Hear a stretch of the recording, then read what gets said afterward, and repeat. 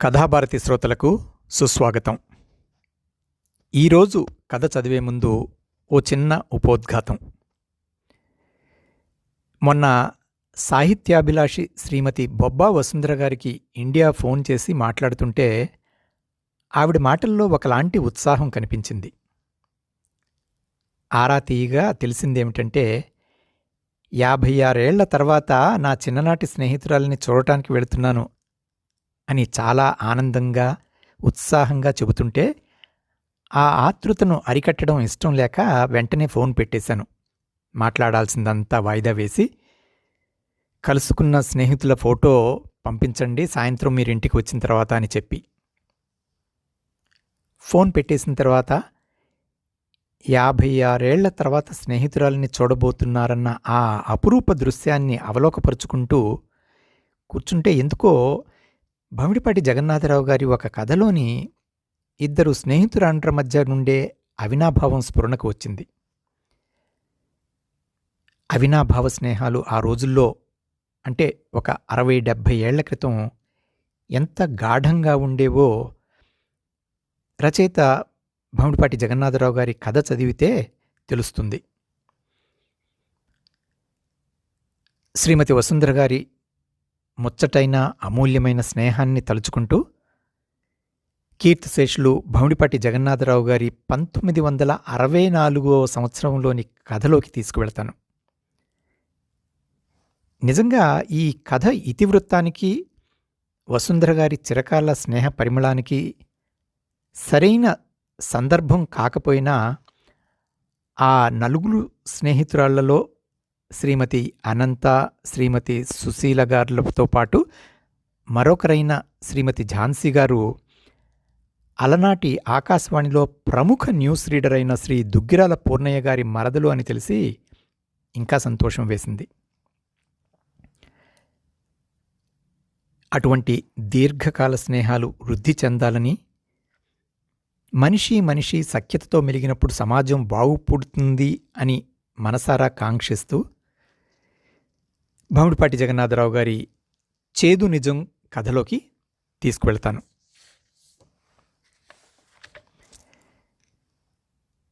మిమ్మల్ని చూస్తుంటే ఆ పిల్లని తీసుకుని ముద్దులాడేట్టు ఉన్నారే. మౌనంగానే నవ్వాడు రాజు, దూరంగా తల్లి పక్కన ఇసుకలో ఆడుకుంటున్న పాపని లాలనగా చూస్తూ. మీకు చిన్నపిల్లలంటే అంత ఇష్టమెందుకో కొంచెం చెబుదురు. బుద్ధ విగ్రహంలా కూర్చుని ఆ అలల్ని పాపని చూస్తూ కూచోక. సుధవైపు తిరిగాడు రాజు. నువ్వంటే ఎందుకంత ఇష్టమో చెప్పగలిగానా? పిల్లలంటే ఎందుకంత మమతో చెప్పడానికి? విశాలమైన ఆమె కళ్ళు బరువుగా వాలాయి. చెక్కులలో అరుణిమ అలుముకుంది. కాసేపటికి సర్దుకుని కంటి కొస నుండి చూసింది. అతని గాంభీర్యం చూసి ఆమెకు నవ్వొచ్చింది. ఆ నీ వాలుకళ్ళు చూసి నీ వెంట తిరుగుతున్నాను అని చెప్పకూడదా? నీలో ఆ మాత్రం రొమాన్స్ లేకపోతే ఎలా? అంది గలగలా నవ్వుతూ. ఆమె ధోరణికి అలవాటు పడిన అతనికే నవ్వొచ్చింది. ఆ మాత్రం రొమాన్స్ చేతనైన వాడినైతే ఎన్నాళ్ల నుంచో నీతో చెప్పాలనుకుంటున్నది ఇలా చెప్పలేకుండా ఉందునా? అతని నిజాయితీ అర్థమైనా పోల్చుకోనట్టే నటించింది. అది కాస్త అడిగి అవుననిపించుకున్న తర్వాత రొమాన్స్ కాస్త చల్లారిపోతుందటగా అని విజ్ఞులన్నారులే అంది తేలిగ్గా నవ్వుతూ. ఇంటికి తిరిగి వెళ్తూ రాజు ఉన్నట్టుండి మొదటిసారిగా ఆమె చేతులు తన చేతుల్లోకి తీసుకున్నాడు. అతని వదనంలో నిలిచిన నిశ్చయానికి ఆమె విచలితురాలయ్యింది. నీకభ్యంతరం లేకపోతే? నాకభ్యంతరం లేదని నీకు తెలీదా రాజు? కానీ ఇది చాలా లోతుగా వేళ్లు పాతుకున్న అతి సున్నితమైన విషయం. మనం ఉన్న పరిస్థితులు కొంచెం మనసులో ఉంచుకోవాలి. కావలసిన వాళ్ల ఆశలను, ఆచారాలను నువ్వు సున్నితంగా నడుచుకోవాలి. నీ మీద నాకు విశ్వాసం ఉంది. నీకు తెలియని విషయం చెప్పడం లేదు అంది సుధా మృదువుగా తన చేతులు విడిపించుకుంటూ. అనుకోని పరిణామాలు అతి స్వల్పకాలంలో వస్తున్నాయి. మన చుట్టూ ఉన్న మనకు కావలసిన వ్యక్తులు వారు పుట్టి పెరిగి జీవిస్తున్న వాతావరణం నుండి విడివడి ఆలోచించడం కష్టమేనేమో. మా వాళ్ళకి సంగతులు చెప్తాను, కాదనరనే నా నమ్మకం. రేపే మా ఊరు వెళ్తాను అంటూ వెళ్ళాడు రాజు. ఆమె తన చేతులు చూసుకుని సిగ్గుపడింది. ఆ రాత్రి ఆమె మనసులో ఎన్నో ఆలోచనలు సుళ్ళు తిరుగుతున్నాయి. రాజు మనసు తనకు తెలుసు. అంతకన్నా ఎక్కువగా అతని ఆలోచన క్రమం తెలుసు. అతని వ్యక్తిత్వం తెలుసు. పెద్ద పెద్ద విషయాలు మాట్లాడడు. ఆదర్శం కోసమని కుప్పిగంతులు వేసి తన సాహచర్యం కోరడం లేదు. అసలు ఆశయాలు, సంఘం వీటి జోలికి పోయి కబుర్లు చెప్పడు. అయినా అతని నిండు హృదయంలో నిండిన విలక్షణమైన ప్రకృతి తనకు అనుభవమే. అతని ద్వారా అతని కుటుంబం, తల్లిదండ్రుల ఆలోచనాక్రమం తను విన్నది. చదువుకుని ఉద్యోగం చేసే కోడలంటే వారికున్న అభిప్రాయాలు తెలుసును. కానీ అతడు మరీ పట్టుబడితే తమ అడ్డు తాత్కాలికంగా తొలగించి అతని కోరిక కాదనకపోవచ్చు. కానీ ఆ అడ్డు తామిద్దరూ ఒకటైన తర్వాత కూడా నిలిచి ఛేదింపలేని అడ్డు తెరలు ఆశాంతం మిగిలితే అతడు ముందు ముందు ఏనాడైనా తను చేసింది ఒప్పా అని ఆలోచిస్తే తనకు బాధ కాదా? ఆ బాధ స్త్రీ సహజమైన ఓర్పుతో తాను ఇముడ్చుకోగలదా? అసలు ఇముడ్చుకోవాలా? అసలు ఆ ఓర్పు తనలో ఉందా? తన్ని వాళ్ళు దూరంగా చూస్తే తన తప్పు లేకపోయినా వ్యధాభరితమైన జీవితం గడపాలేమో.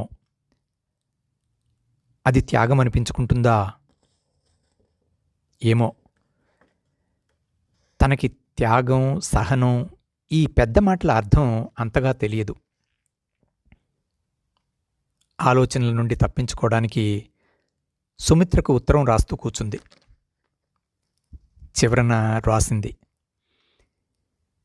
ఈ మధ్య రాజు గురించి ఏం రాయలేదని రాశావు. ఏం రాయను, అంతా మామూలే. అలా కాదులే, ఈరోజు కొంచెం తేడా కనిపించింది. ఎందుకైనా మంచిదని కొంచెం హితోపదేశం చేశానులే. మన కుటుంబాల ఆలోచనలు కూడా కొంచెం మననం చేసుకుని నిర్ణయిస్తే మంచిదని చెప్పాను. నువ్వు మరీ చిలిపిగా రాశావు. అతను చాలా బుద్ధిమంతుడు తెలుసా. మీ శ్రీవారిలా అద్భుతంగా కోర్టింగ్ చేయలేడనుకో. మీలాగా పెళ్లికి ముందే ఫోటోలు, బీచి షికార్లు, పిక్నిక్సు మాకివేం లేవు.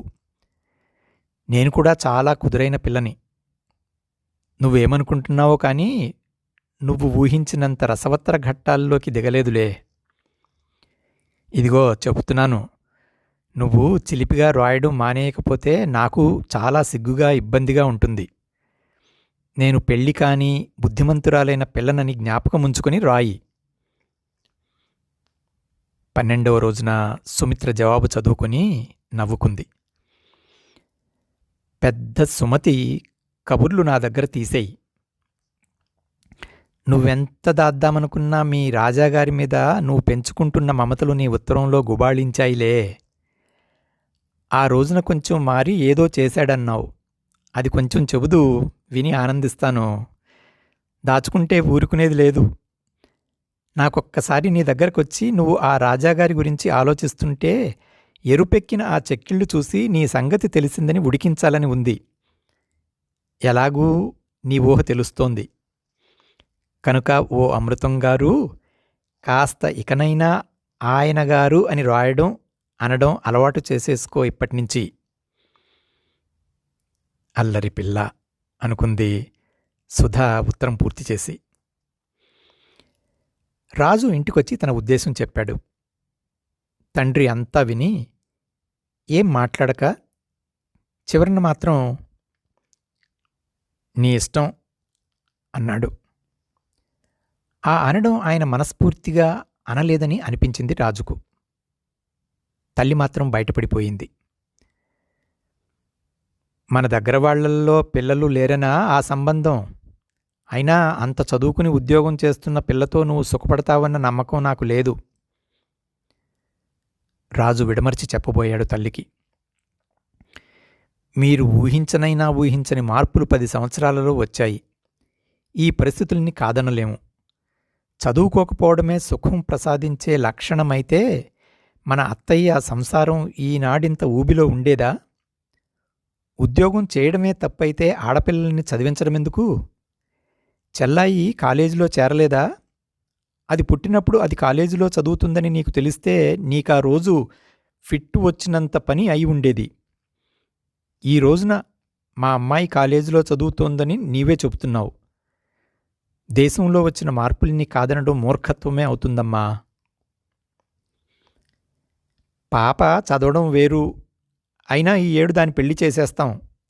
పైగా నాకు దాన్ని బిఏలో చేర్పించడం సుతరాము ఇష్టం లేకపోయినా మీ నాన్నే చేర్పించారు అంది ఆవిడ తన అడ్డు కొనసాగిస్తూ. పిల్లల సుఖం కోరే మీరు వాళ్ల ఊహల్ని మన్నించలేనప్పుడు మాకు మీకు బాధే మిగులుతుంది. నే చేసుకున్న నిర్ణయం మంచిదనే నా నమ్మకం. అప్పటిదాకా ఊరుకున్న తండ్రి, వాడి మాట నువ్వెందుకు కాదనాలి? వాడికి అన్నీ తెలుసు. ముందు వచ్చే విషయాలు వాడికే అన్నీ తెలియజేస్తాయి. నువ్వు కాదనకు అన్నాడు. ఆవిడ 2 రోజులు మంతనాలు సాగించి చివరకు ఒప్పుకుంది. తిరిగి వచ్చిన రోజు సుధతో అన్నీ చెప్పి, మనం సుఖంగా ఉండగలమనే నమ్మకం నాకు ఉంది.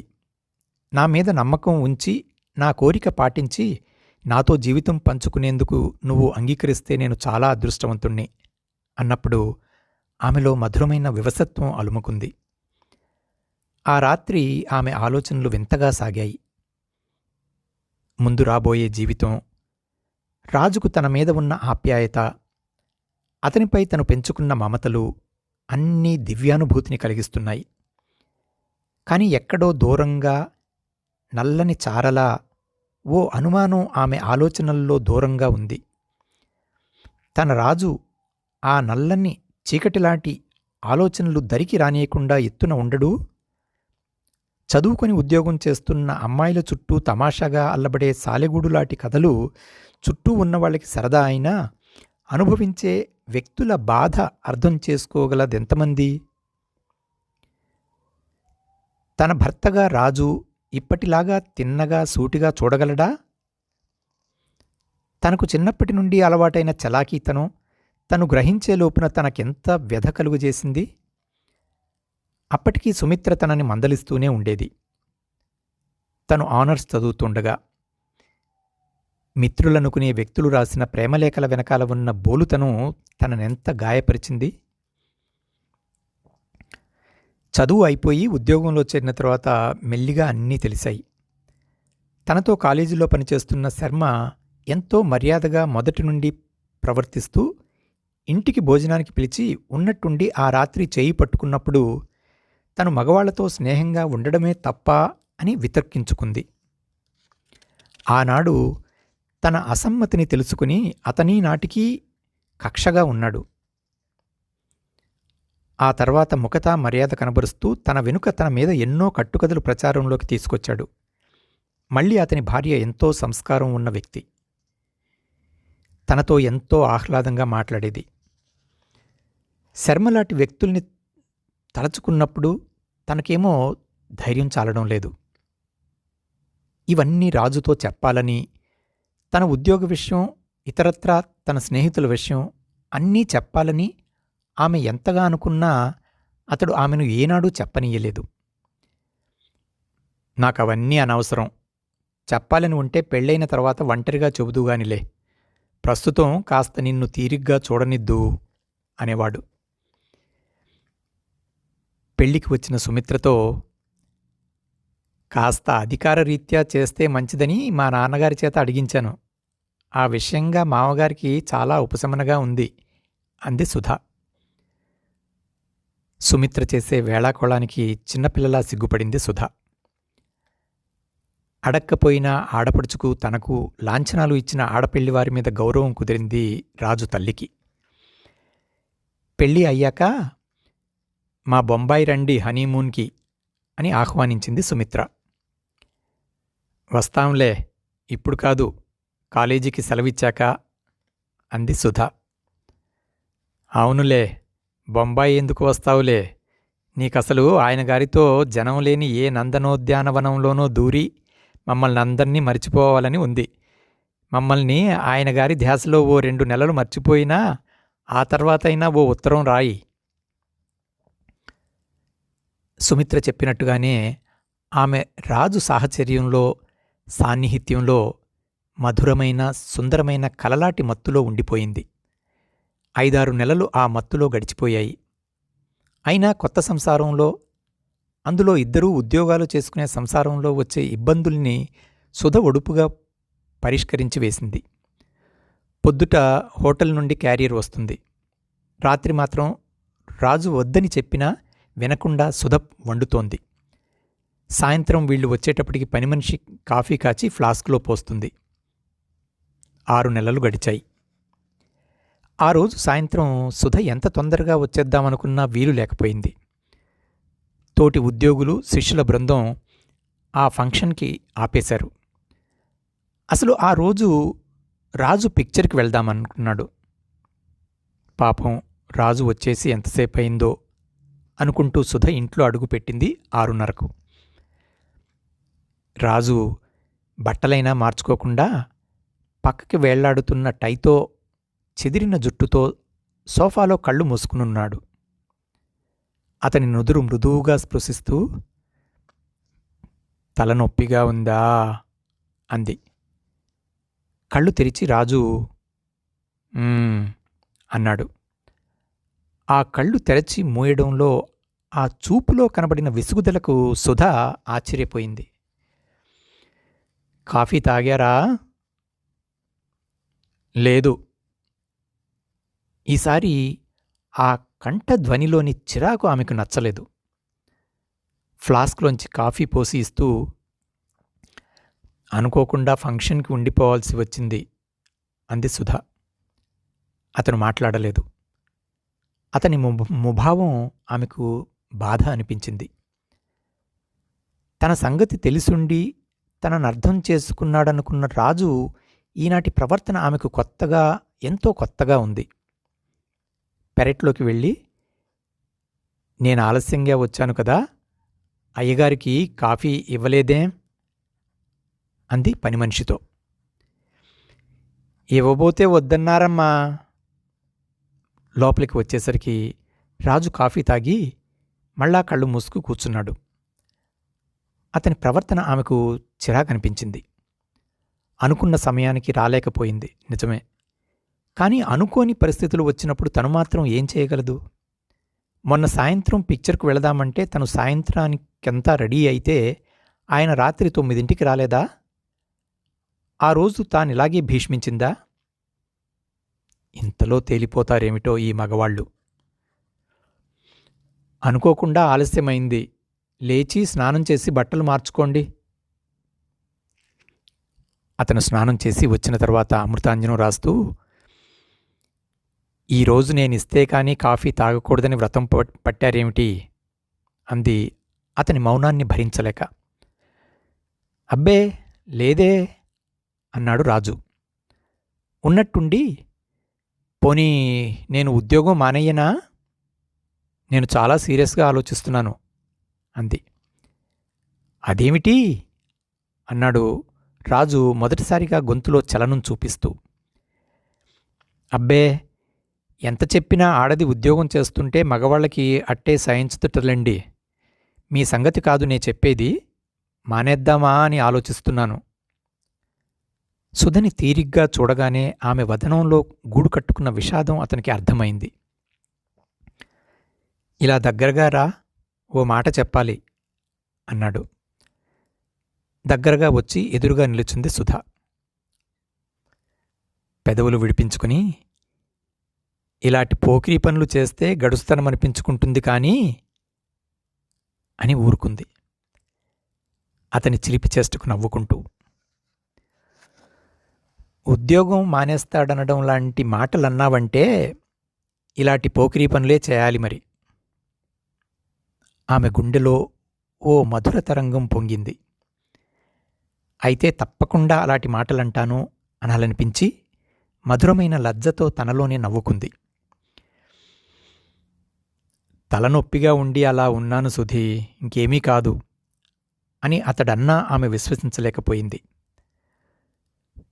ఒంట్లో బావుండకపోతే అతని తరహా వేరుగా ఉంటుంది. తనకి తెలుసు.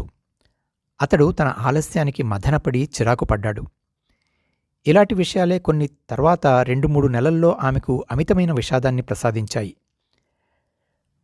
ఆ రోజు సినిమా హాల్లో వెంకటేశం కనిపించాడు. ఎంతకాలానికి? చదువుకునే రోజుల్లో తన శ్రేయస్సును కోరిన నిజమైన స్నేహితుడు. ఆమెను తలవని తలంపుగా కలుసుకున్న ఆనందం అతని వదనంలో ద్యోతకమవుతోంది. రాజును పరిచయం చేసింది. కాని వెంకటేశం ముక్తసరిగా రాజును పలకరించి తనతోనే పాత విషయాలు మాట్లాడుతుంటే ఆమెకు అదోలా అనిపించింది. 2 నిమిషాలు చూసి రాజు నే టికెట్లు తీసుకొస్తా అని వెళ్ళిపోయాడు. అతడు వెళ్ళిన వైపే చూస్తూ పరధ్యాన్నంగా వెంకటేశం కబుర్లు వింటోంది. రాజు టికెట్లు తీసుకుని దూరంగా సిగరెట్టు కాల్చుకుంటూ ఫౌంటైన్ మీద దృష్టి పెట్టి నుంచున్నాడు. సుధ మనసులోనే వెంకటేశం మీద విసుక్కుంది. కాని చాలా కాలానికి కనబడిన తనతో పాత విషయాలే చెబుతూ అమాయకంగా తన బాగోగులు ప్రశ్నిస్తున్న వెంకటేశాన్ని చూసి మరుక్షణంలోనే ఆమె మనసు ఆర్ద్రమైంది.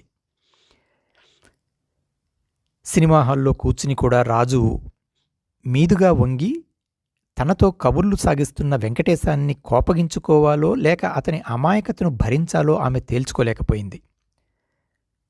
కొంతమందికి అంత తెలియదేమిటో. ఇక రాజును చూస్తే తనకేం సంబంధం లేనట్టు నిశ్శబ్దంగా సినిమాలో మునిగిపోయినట్టు కూచున్నాడు. కాని అతని తీరు ఆమెకు అర్థమైంది.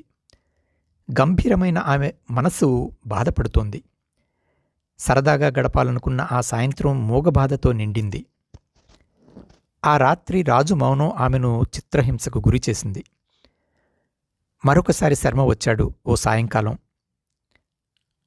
అతనికి ఎంత ధైర్యం ఉండాలి మళ్ళా రావటానికి? అభిమానం ఉన్నట్టు లేదు. ఇంటికి వచ్చిన వాణ్ణి వెళ్ళమని ఎలా చెప్పగలదు తను? అతని రాక ఆమెలో సెగలు రేపుతోంది.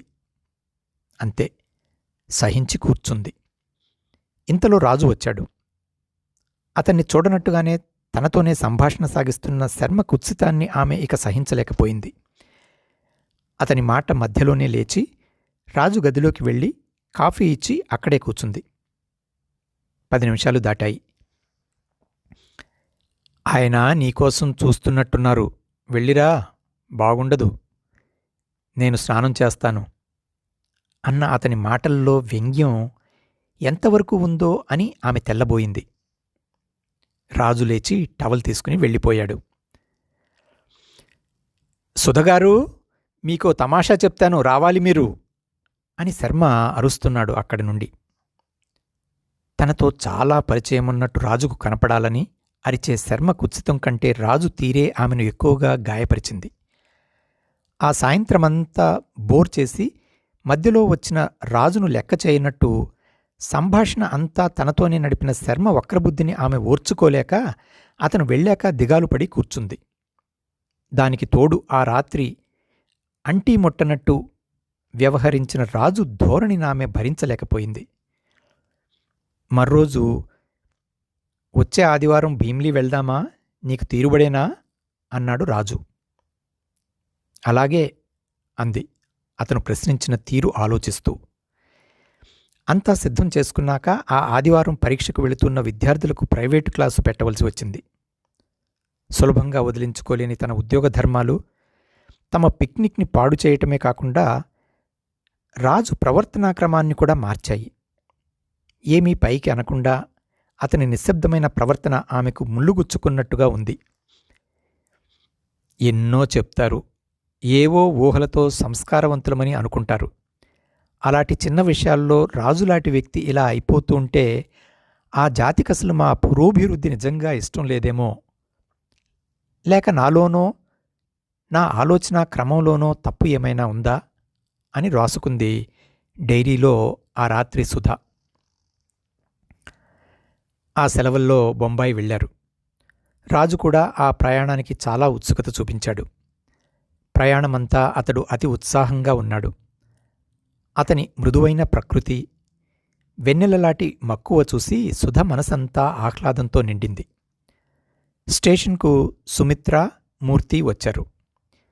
రాత్రి భోజనాలయ్యాక మగవాళ్లనిద్దరినీ డ్రాయింగ్ రూంలో విడిచి స్నేహితురాండ్రిద్దరూ వరండాలో చేరారు. వెన్నెల నిండిన ఆ రేయి సుధని వేళాకోళం చేయడమే తన పని అన్నట్లు మాట్లాడుతోంది సుమిత్ర. అతనికి చంటిపాపలంటే ఇష్టమన్నావు, మరి అతని కోరిక కూడా తీర్చేట్టున్నావా అంది సుమిత్ర సుధని చూసి నవ్వుతూ.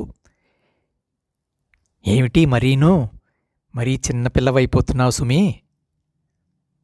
బావుంది. పైగా నేను చిన్నపిల్లనైపోతున్నానా? అయినా అంత పిల్లాడిలా నీ కొంగు పట్టుకు తిరుగుతాడేమిటి?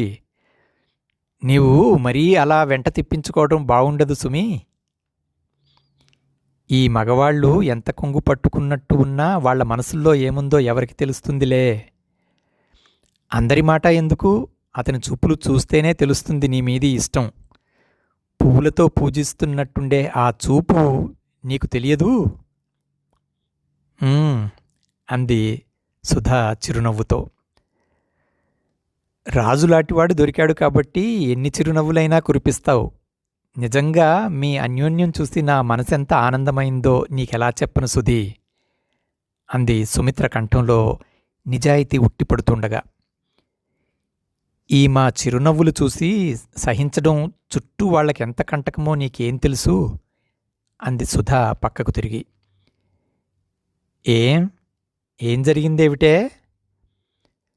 శర్మ రావడం అన్నీ చెప్పింది. సుఖంగా ఉంటే వాళ్ళకసలు అంత అసహనమెందుకో తెలిస్తే నాకు కొంచెం చెప్పవు. ఆమె గొంతులో ధ్వనించిన దీనమైన అర్థింపుకు సుమిత్ర ఉలిక్కిపడింది.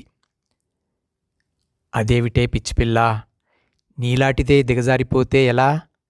మనం పై చదువుకుంటామన్నప్పుడు ఇంట్లో ఎన్ని కన్నీళ్లు, చుట్టూ అమ్మలక్కల ఎన్ని గుసగుసలు మనం నెట్టుకొచ్చి ముందుకు పోవాల్సి వచ్చిందో నీకు జ్ఞాపకం లేదా?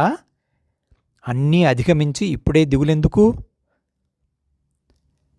సంస్కారం, చదువులేని ఆడవాళ్ల అజ్ఞానానికి నేనంతగా పట్టించుకోను. సంస్కారవంతులమని విర్రవీగి తిరిగే ఈ మగవాళ్ల సంగతే నాకు అంతుబట్టకుండా ఉంది. శర్మలాంటి వాళ్లను పట్టించుకోకుండా ఉండాలి సుధీ. అది తలుచుకుని ఈనాడు బాధపడితే ఎలా? అయినా రాజులాంటి సజ్జనుడే నీ వాడయ్యాక నీవింకా ఆ పిచ్చికొతులు పట్టించుకోవడమేమిటి అంది సుధ నడుం చుట్టూ ఆదరంగా చెయ్యి వేస్తూ. స్నేహితురాలి సాదరమైన అనునయం సుధను కదిలించి వేసింది. పక్కకి తిరిగి దూరంగా చూస్తూ కూర్చుంది. ఎన్ని చెప్పినా ఈ మగవాళ్లకు వాళ్లతో సమానంగా మనం ఉద్యోగం చేయడం ఇష్టముండదనుకుంటాను. ఎవరో అనుకుంటే నీకెందుకు అంటూ సుమిత్ర ఆమె వదనాన్ని చేతుల్లోకి తీసుకుంది. తెల్లబోయింది. సుధ చెంపల మీది కన్నీళ్లు ఆమె చేతినంటాయి. ఛీ, అదేమిటి సుధీ, ఎన్నో అనుకుంటారు. వాళ్లనందర్నీ లెక్క చేయొద్దని ఎన్ని మాటలు చెప్పాలి? పోని రాజు చేత చెప్పించనేమిటి అంది నవ్వుతూ ఆమె దిగులు పోగొట్టాలని.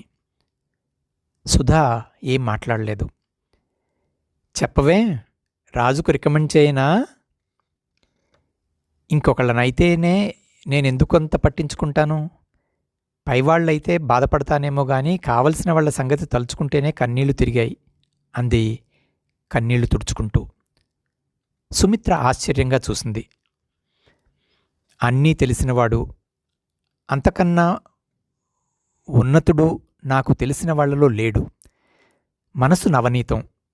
అటువంటి వ్యక్తే నా ఉద్యోగ ధర్మాలు, నాకు ఇష్టమైనవి, అక్కర్లేనివి, స్నేహాలు నన్ను చుట్టుముట్టితే మనసులో ఏ మూలో బాధపడుతున్నాడని తెలిస్తే నాకెంత అయోమయంగా ఉంటుంది. అందుకే నాకు అనిపిస్తోంది, మనం పెంచుకున్న ఉద్దేశాలు, వాళ్ళు చెప్తున్న సంస్కార వాదాలు, వీటన్నిటికీ సరి అయిన పునాదులు లేవేమోనని. అతని ముభావం చూశాక నాకేమనిపించిందంటే, వాళ్ళు పెంచుకున్న అభిప్రాయాలు ఈ నాగరికతా ప్రలోభంలో పడి చెప్పినవే కాని వాళ్ళ ఆలోచనా క్రమంలోని అసలు నిజాలు కావేమోనని అని ఊరుకుంది సుధ.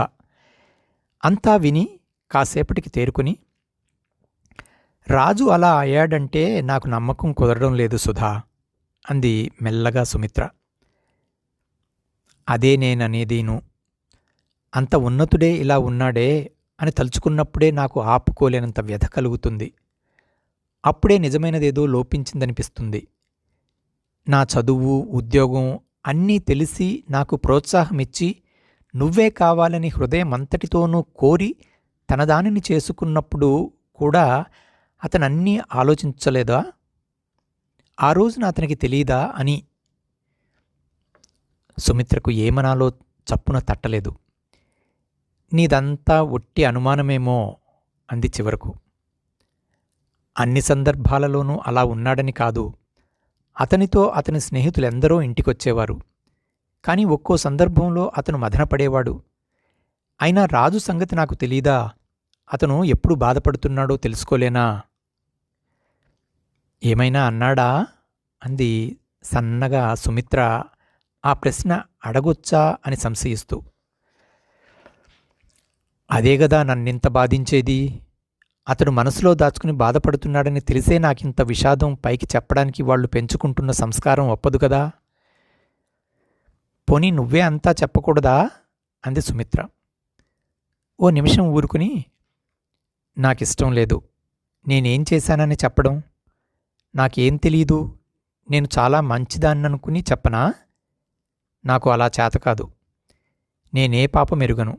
నన్ను క్షమించాననండి అని నాయకుని వెడద ఉరముపై తలవాల్చడానికి ఇదేమైనా కథా? నేను కథానాయికినా? అసలు అది పద్ధతి కాదనిపిస్తుంది నాకు నిశ్చయంగా అంది సన్నగా నవ్వుతూ. అది అలా నవ్వితే చూడాలి మా సుధ అందాలు. ఎంత చిన్న విషయానికి ఎంత బాధపడ్డావే. నాకింకా అనుమానమే అతనేమనుకోకపోయినా నువ్వే అనవసరంగా బాధపడ్డావని. అదే నిజమైతే నాకింక వేరే ఏం కావాలి? ఏం కావాలా చెప్పనా అని నెమ్మదిగా రాజు అని సుధ చెవిలో ఊది, సరేలే మా నాని లేచినట్టున్నాడు, పాలు పట్టాలి అంటూ సుమిత్ర లోపలికి దారితీసింది సుధతో. ఆ తరువాత 20 రోజులు సంతోషంగా హాయిగా గడిచిపోయాయి. ట్రైన్ ఎక్కించి ఉత్తరం రాయి వెళ్ళగానే అతని ధ్యాసలో మర్చిపోకే, అనవసరమైనవన్నీ ఊహించుకుని బాధపడకు అంది సుమిత్ర. ఆ వెళ్లడం అత్తవారింటికి వెళ్ళి తిరిగి వచ్చారు. 2 నెలలు గడిచాయి. ఆ సాయంత్రం రాజు చెప్పాడు, మూర్తి ఉత్తరం రాశాడని. ఏమిటి విశేషాలు అంది సుధ. ఇన్నాళ్ల నుండి నువ్వు ఆవిడకు ఉత్తరం రాయలేదటగా. అంతలా ఎవరిని చూసుకుని మరిచిపోయిందో ఈసారి ఆవిడకు రాయమన్నారుట. రాయాలనుకుంటూనే మర్చిపోయాను. ఏదో కాలేజీ వర్క్లో వీలు లేకపోయిందని రాయండి ఆయనకు. అంతేనా? శ్రీవారి సాహచర్యంలో మిగతావి జ్ఞాపకం లేవని అంటావేమోనని ఆశించానే అన్నాడు ఆమె కళ్ళల్లోకి చూస్తూ. అది ఇంకోళ్లకు రాసుకోవడమెందుకు? నేనెప్పుడో అది లోపల రాసుకుని పదిలంగా దాచుకున్నాను అంది సుధ తన హృదయాన్ని స్పృశించి అతన్ని లాలనగా చూస్తూ. ఏది? ఎక్కడో నే చూడవచ్చా అంటూ ముందుకు వచ్చిన రాజు కొంటెతనానికి ఆమె సిగ్గుపడి, అది మీరు చూసినా అర్థం కాదులేండి, నా హృదయానికి తెలుసు అంటూ నవ్వి అతని చేతిలోని చీరచెంగు మృదువుగా విడిపించుకుంది. ఇంటికొచ్చాక ఆమె మనసు తేలికగా అతి మనోహరంగా ఉంది. ఆ రోజు కాలేజీలో శర్మ, వెంకట్రెడ్డి తనని గురించి అల్లుతున్న కథలు విని ఆమె మనసంతా కలతబారింది. బొంబాయి నుండి వచ్చిన కొత్తలో రాజు ఊళ్ళో లేడని తెలిసి ఆ రోజు రాత్రి కబుర్లు చెప్పడానికని వచ్చిన శర్మతో ఓ పావుగంట పోయాక, ఏదైనా మాట్లాడవలసి వస్తే అవసరమైతే నేనే కబురు చేస్తాను, అనవసరంగా మీరు రావద్దు అని నిష్కర్షగా చెప్పినప్పటినుంచి అతడు పగబట్టినట్టుగా వ్యవహరిస్తున్నాడు. రోజులు గడిచిపోతున్నాయి. ఆ రోజు రాజు ముభావం ఆమెకు అర్థమవలేదు. అతని ప్రతి కదలికా తెలిసిన సుధా ఈరోజు అతడెందుకో బాధపడుతున్నాడని గ్రహించింది. మర్రోజు ఆదివారం పొద్దుటే కాఫీ తాగి పనుందంటూ వెళ్ళిన మనిషి 1 గంటకు తిరిగి వచ్చాడు. మొహం చెవులు ఎండలో తిరిగినట్టుగా చెప్తూ ఎర్రగా ఉన్నాయి. మళ్ళా సాయంత్రం రామం దగ్గరికి వెళ్ళాలి అంటూ వెళ్ళిపోయాడు. పొద్దుట నిజమైన పని లేదని, ఇప్పుడు రామం దగ్గరకు వెళ్ళలేదని తెలుస్తూనే ఉంది. ఉన్నట్టుండి ఆమెకు తట్టింది. నిన్న సాయంత్రం ఆ ఉత్తరం చూసినప్పటి నుండి అతనలా ఉన్నాడని. అతడు రాత్రి వచ్చేసరికి 11 దాటింది. వస్తూనే, ఇంకా మెలుకునే ఉన్నావా సుధీ? అనుకోకుండా రామంతో పిక్చర్కు వెళ్ళాను అన్నాడు. అతడు చెప్పిన పిక్చరు మొన్ననే వెళ్ళిపోయిందని ఆమె స్టాఫ్ రూంలో వింది. ఆమె ఆదరంగా అతన్ని చూస్తూ, భోజనం చేద్దాం అంది. భోజనం చేసి ఒక్క నములుతూ, నిన్నటి నుండి నాకేమిటోలా ఉంది సుధీ, బావుండలేదు అన్నాడు. అమాయకంగా వాడిపోయి ఉన్న అతని వదనం చూసి ఆమె మనసంతా ఆర్ద్రతతో నిండింది. అలసి నిద్రతో తూలుతున్నట్టున్న అతని కళ్ళల్లోకి చూస్తూ, నిద్రపోండి, విశ్రాంతి మంచిది, నే జోకొడతాను ఏ అంది లాలనగా చూస్తూ, అతని నుదురు తాకుతూ. 5 నిమిషాల్లో ఆమె చేతుల్ని తన చేతిలో ఉంచుకుని చంటిపాపలాగా అతను నిద్రపోతున్నాడు. ఆ రాత్రి 1 గంటకు సుమిత్రకు ఉత్తరం రాస్తూ ఉంది సుధ.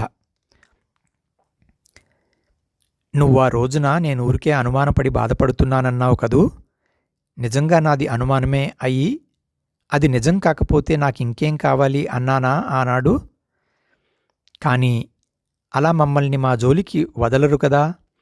నిన్న సాయంత్రం నుండి రాజు అదోలా ఉన్నాడు. ఈ ఆదివారమంతా ఇంట్లో లేడు. ఈ సాయంత్రం అతను బయటకు వెళ్ళిపోయాక నిన్న వచ్చిన ఉత్తరం చూసినప్పటి నుండి అతనలా ఉన్నాడని తట్టింది. నిన్న ఎక్కడి నుండి ఉత్తరం అంటే, ఇంటి దగ్గర నుండి, విశేషాలేం లేవు అన్నాడు.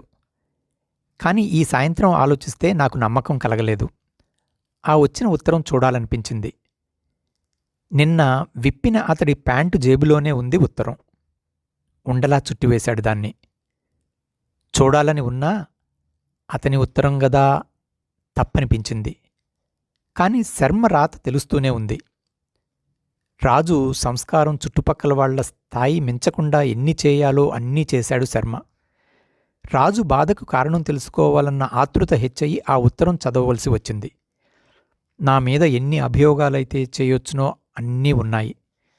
ఉత్తరం చివరన మీ శ్రేయోభిలాషి అని వదిలేశాడు శర్మ. అంత హితైషి నా మీద రాసిన అభియోగాలు చూస్తే నాకే ఆశ్చర్యమైంది. అన్ని కల్పనలు మనిషన్నవాడు ఎలా చేయగలడా అని. ఈ రోజంతా గమ్యం లేకుండా తిరిగి ఇప్పుడే వచ్చాడు రాజు. నా చేతులు పట్టుకుని ప్రశాంతంగా నిద్రపోయాడు.